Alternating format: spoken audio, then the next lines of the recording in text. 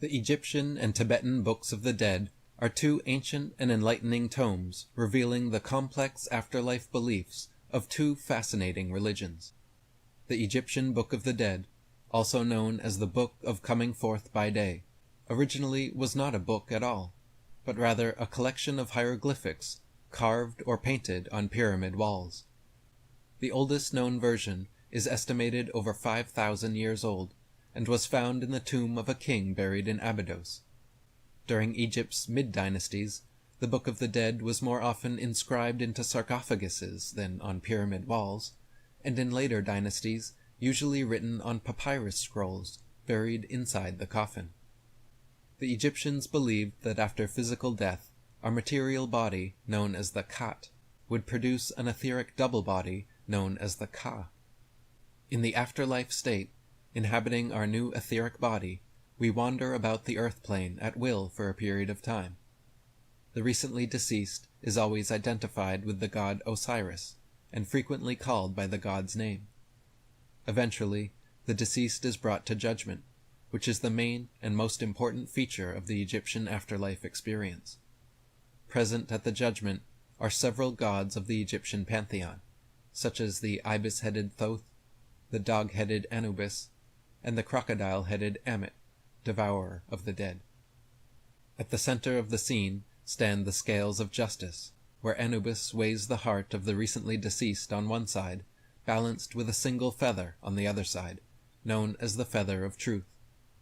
Thoth, the scribe, stands to the side recording the results, while Ammit, the devourer of the dead, waits under the scale to perform his task. If the heart weighs equal to or less than the feather, the deceased is said to be pure and may continue their journey towards immortality. However, if the heart outweighs the truth feather, it was deemed impure, and Ammit would immediately devour their heart, leaving them without a soul.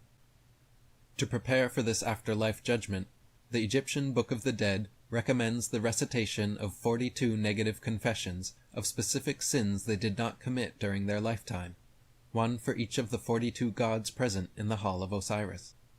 By reading what ancient Egyptians considered sinful, it is clear they abhorred abuse, adultery, promiscuity, cheating, thievery, fraud, violence, and murder. A pious Egyptian endeavored to not curse the gods, not speak haughtily, not judge hastily, and not stir up strife.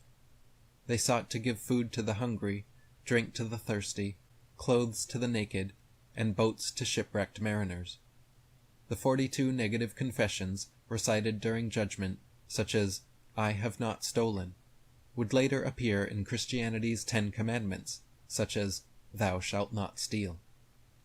The Egyptian Book of the Dead states, "I have not committed sin. I have not committed robbery with violence. I have not stolen. I have not slain men and women. I have not stolen grain. I have not purloined offerings. I have not stolen the property of God. I have not uttered lies. I have not carried away food. I have not uttered curses. I have not committed adultery. I have not lain with men. I have made none to weep. I have not eaten the heart. I have not attacked any man. I am not a man of deceit. I have not stolen cultivated land. I have not been an eavesdropper. I have not slandered any man. I have not been angry without just cause.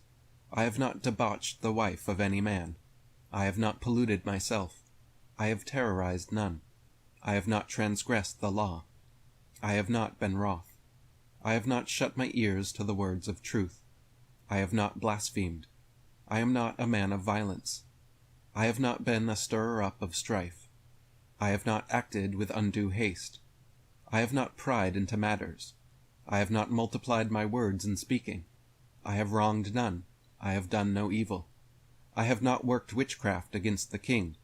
I have never stopped the flow of water. I have never raised my voice. I have not cursed God. I have not acted with arrogance. I have not stolen the bread of the gods. I have not carried away the Kenfu cakes from the spirits of the dead. I have not snatched away the bread of a child, nor treated with contempt the god of my city. I have not slain the cattle belonging to the god. I have not repulsed God in his manifestations. I am pure. I am pure. I am pure. The judgment and afterlife journey described in the Egyptian Book of the Dead paints a psychedelic picture of their mysterious religion, and actually shares many similarities with Tibetan Buddhism and their Book of the Dead, written thousands of years later. The Tibetan Book of the Dead, also known as the Liberation Through Hearing during the Intermediate State, was first orally preserved, then eventually written down in the 8th century. Both the Egyptian and Tibetan Books of the Dead were afterlife guides meant to be whispered into the ear of the dying and deceased by priests, monks, or close family members. They both speak of an etheric body that survives physical death, and freely travels the earth plane until eventually being brought to judgment for all sins committed during their lifetimes. The Tibetan Book of the Dead calls this etheric double the thought body of propensities, and gives very specific details about what to expect starting from the moment of physical death, ending in the eventual reincarnation into a new physical body. Dr. Carl Jung wrote, "The Tibetan Book of the Dead is a book of instructions of the dead and dying. Like the Egyptian Book of the Dead, it is meant to be a guide for the dead man during the period of his bardo existence, symbolically described as an intermediate state of 49 days' duration between death and rebirth. The text falls into 3 parts. The first part describes the psychic happenings at the moment of death. The second part deals with the dream state which supervenes immediately after death, and with what are called karmic illusions. The third part concerns the onset of the birth instinct and of prenatal events. It is characteristic that supreme insight and illumination, and hence the greatest possibility of attaining liberation, are vouchsafed during the actual process of dying. Soon afterward, the illusions begin, which lead eventually to reincarnation, the illuminative lights growing ever fainter and more multifarious, and the visions more and more terrifying. This descent illustrates the estrangement of consciousness from the liberating truth as it approaches nearer and nearer to physical rebirth. The purpose of the instruction is to fix the attention of the dead man at each successive stage of delusion and entanglement on the ever-present possibility of liberation, and to explain to him the nature of his visions. In Buddhism, this intermediary state between death and rebirth is known as bardo, which symbolically lasts for 49, 7 times 7, days before the deceased is reincarnated.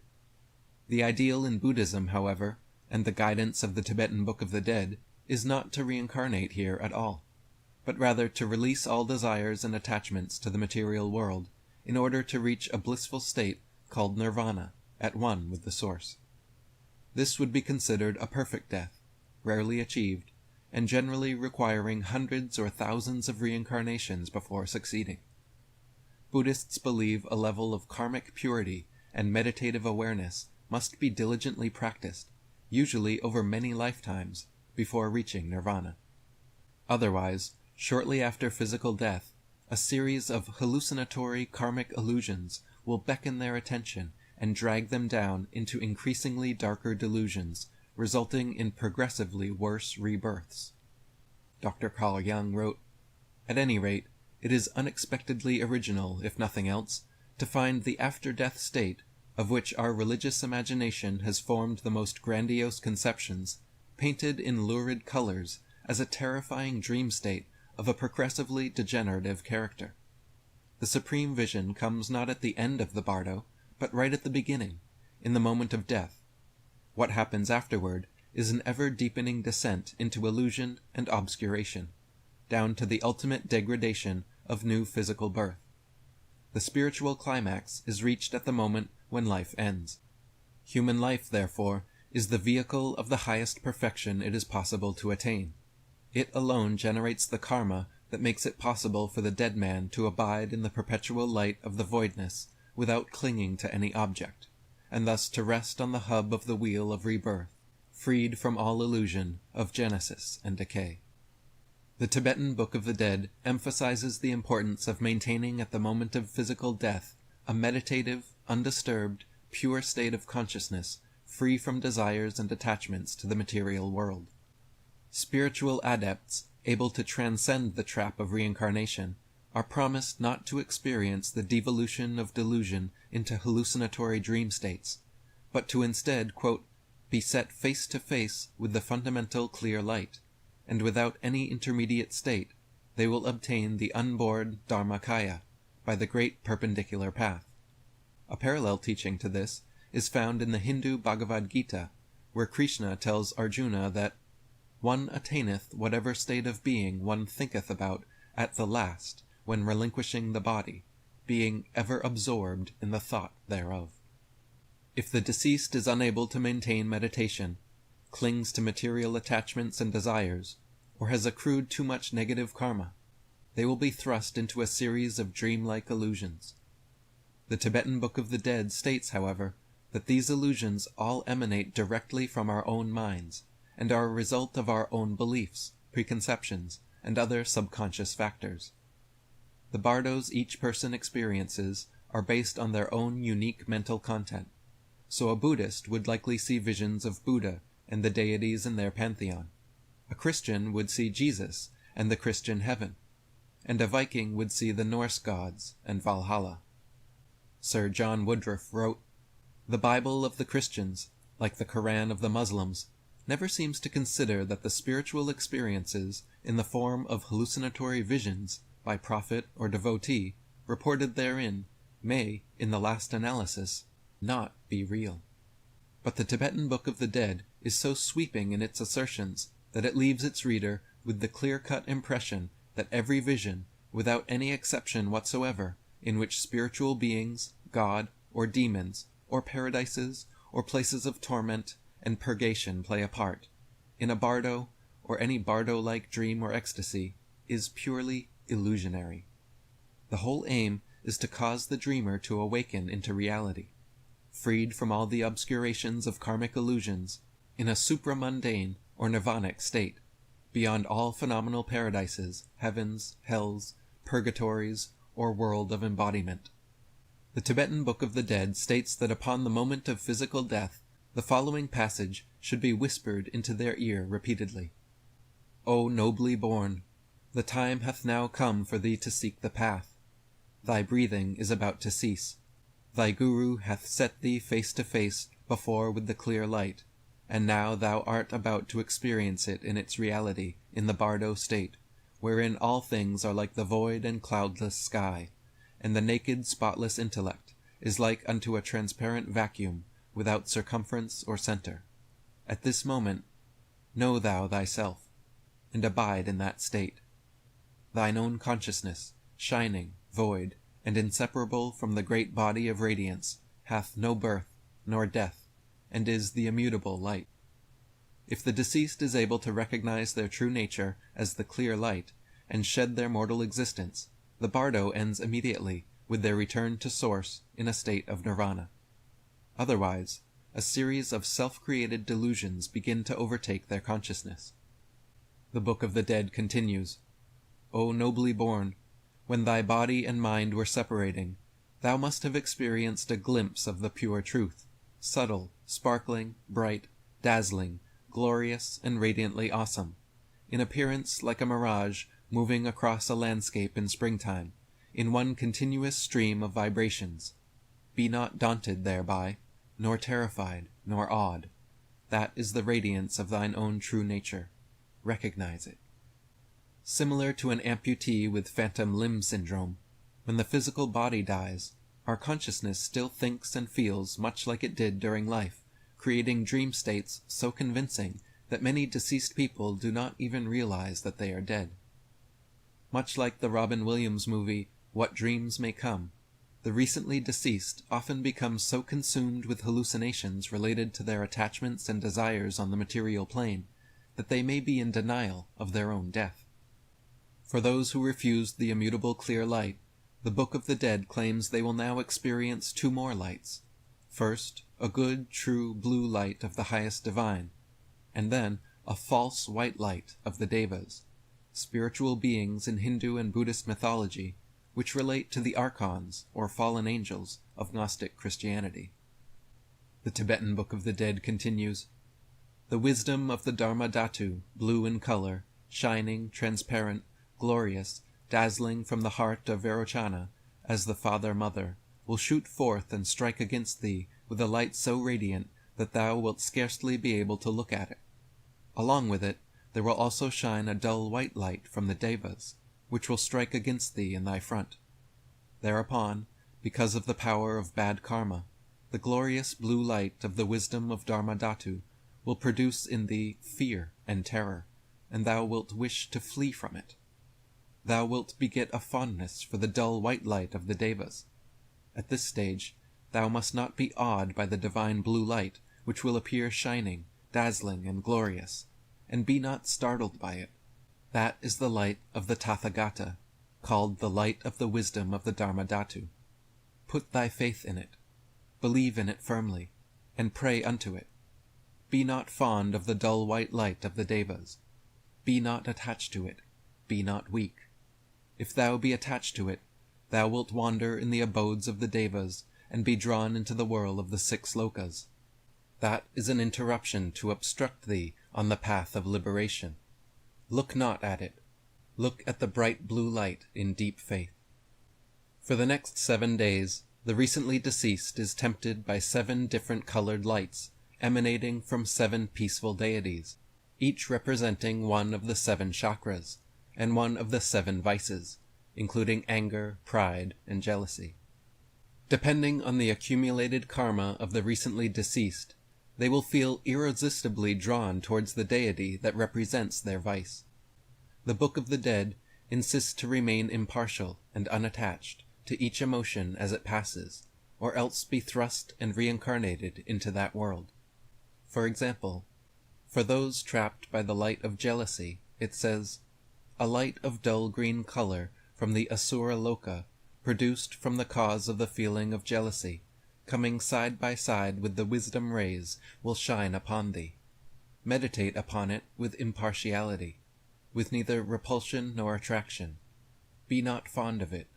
If thou art of low mental capacity, be not fond of it. Fear it not.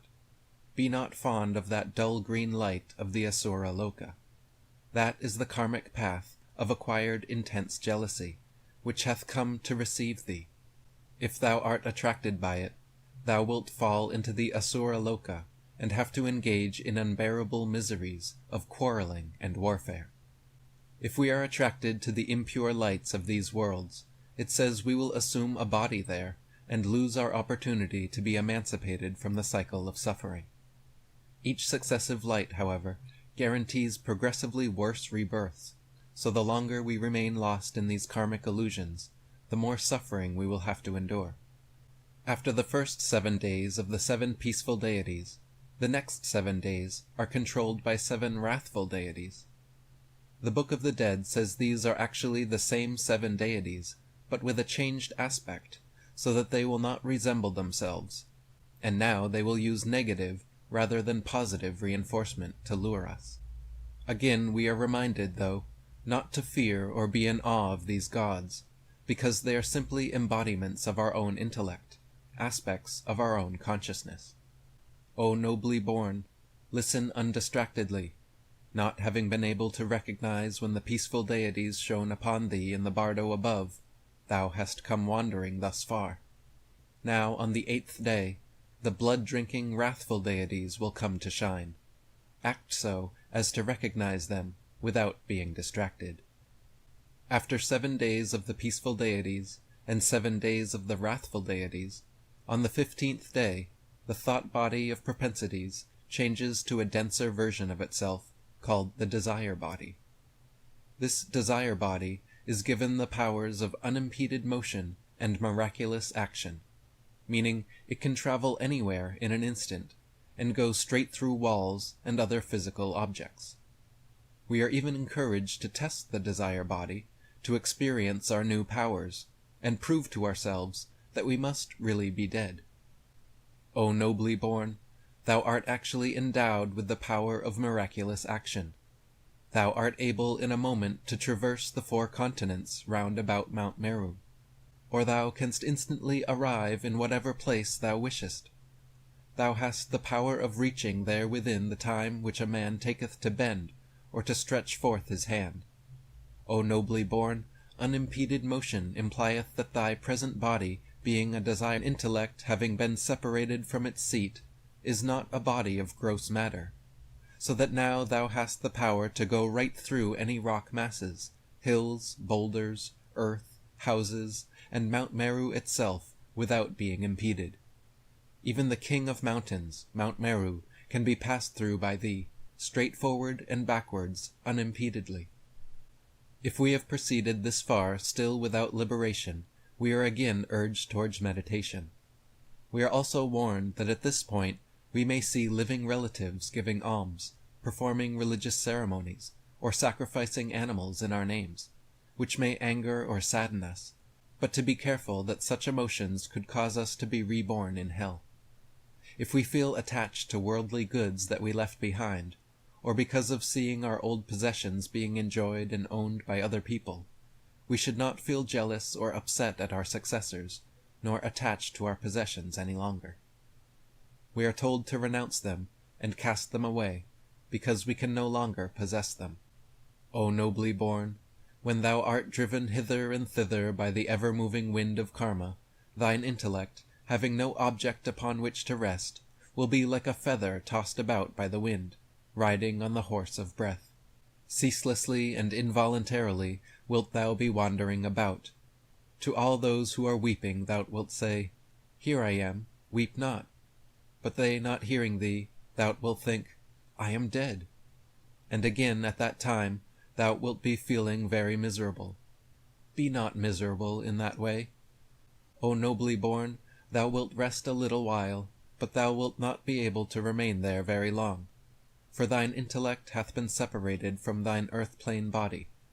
Because of this inability to loiter, thou oft-times wilt feel perturbed and vexed and panic-stricken. At times thy knower will be dim, at times fleeting and incoherent. Thereupon this thought will occur to thee, Alas, I am dead. What shall I do? And because of such thought, the knower will become saddened, and the heart chilled, and thou wilt experience infinite misery of sorrow. Since thou canst not rest in any one place, and feel impelled to go on, think not of various things, but allow the intellect to abide in its own unmodified state. Finally, a gray twilight-like light will begin to shine forth at all times until the 49th day. Our old life and body will start to dim as we frantically search for a new body, thinking about a future life. We will be drawn towards couples engaging in intercourse, and soon find a womb to enter where we may be born again. The Book of the Dead warns us, however, to instead meditate with peace and tranquility on the vacuous clear light, which will shut the womb door. If unable to do this, we are destined for reincarnation, but first enter a judgment scene very similar to the Egyptian Book of the Dead. Both scenes feature symbolic scales of justice, but in the Tibetan version, rather than weighing our heart against a feather, a number of small white pebbles representing our good karma, and a number of small black pebbles representing our bad karma, are weighed on the scale. O nobly born, listen. That thou art suffering so cometh from thine own karma. It is not due to anyone else's, it is by thine own karma. Accordingly, pray earnestly to the precious Trinity that will protect thee. If thou neither prayest nor knowest how to meditate upon the great symbol, nor upon any tutelary deity, the good genius, who was born simultaneously with thee, will come now and count thy good deeds with white pebbles, and the evil genius, who was born simultaneously with thee, will come and count out thy evil deeds with black pebbles. Thereupon thou wilt be greatly frightened, awed, and terrified, and wilt tremble, and thou wilt attempt to tell lies, saying, I have not committed any evil deed. Then the Lord of Death will say, I will consult the mirror of karma. So saying, he will look in the mirror, wherein every good and evil act is vividly reflected. Lying will be of no avail. Then the Lord of Death will place round thy neck a rope and drag thee along. He will cut off thy head, extract thy heart, pull out thy intestines, lick up thy brain, drink thy blood, eat thy flesh, and gnaw thy bones. But thou wilt be incapable of dying. Although thy body be hacked to pieces, it will revive again. the repeated hacking will cause intense pain and torture. Even at the time that the pebbles are being counted out, be not frightened, nor terrified, tell no lies, and fear not the Lord of Death. Thy body, being a mental body, is incapable of dying, even though beheaded and quartered. In reality, thy body is the nature of voidness. Thou needst not be afraid. The lords of death are thine own hallucinations. Thy desire body is a body of propensities and void. Voidness cannot injure voidness. The qualityless cannot injure the qualityless. Apart from one's own hallucinations, in reality there are no such things existing outside oneself as Lord of Death, or God, or demon, or the bull-headed spirit of death. Act so as to recognize this. Similar to the Egyptian god Ammit, devourer of the dead, who would eat heavy hearts off the scale of justice, the Tibetan Lord of Death dismembers and devours those deceased who fail their judgment. In fact, he repeatedly does so, not simply to punish, but to prove to the deceased that we are not our bodies. Our bodies, the judgment scene, and the Lord of Death himself are all said to be simply hallucinations emanating from our own consciousness. If we cannot realize this, we will continue to be reborn time and again. Walter Evans Wentz wrote, "Each deity, as it dawns from its appropriate psychic center, represents the coming into after-death karmic activity of some corresponding impulse or passion of the complex consciousness. As though in an initiatory mystery play, the actors for each day of the bardo come on the mind stage of the deceased, who is their sole spectator, and their director is karma. The higher or more divine elements of the consciousness principle of the deceased dawn first in the full glory of the primal clear light, and then, in ever-diminishing glory, the visions grow less and less happy. The peaceful deities of the heart center, and then of the throat center, merge into the wrathful deities of the brain center. Finally, as the purely human and brutish propensities personified in the fiercest of the wrathful deities, as horror-producing and threatening spectral hallucinations come into the field of mental vision, the percipient flees in dismay from them, his own thought forms, to the refuge of the womb, thereby making himself to be the plaything of Maya, and the slave of ignorance. In other words, in a manner similar to that in which the earth-plane body grows to maturity and then withers and after its death disintegrates, the after-death body, called the mental body, grows from the heavenly days of its bardo childhood to the less idealist days of its bardo maturity, then fades and dies in the intermediate state, as the knower, abandoning it, is reborn.